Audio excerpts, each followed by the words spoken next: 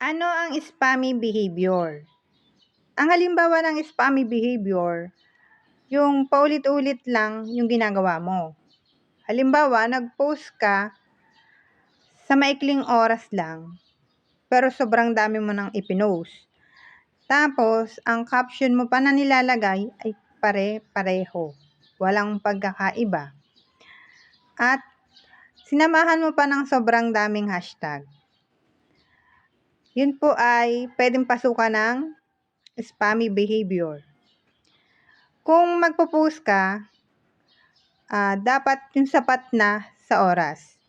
Maglagay ka ng interval time. And then sa hashtag, pwede na yung 4 hanggang 5.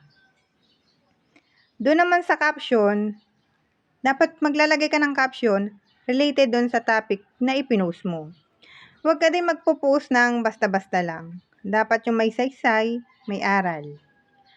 Mag-post ka lang ng sapat lang. Gawin mo lang yung paliwanag mo sa bawat post mo. Maging natural ka lang. Yung natural lang na para ipahiwatig sa manonood ang iyong mensahe. Magkaroon ka lang ng natural na pakipakinabang sa bawat gawa mo, sa bawat content mo, para makaiwas ka sa spam.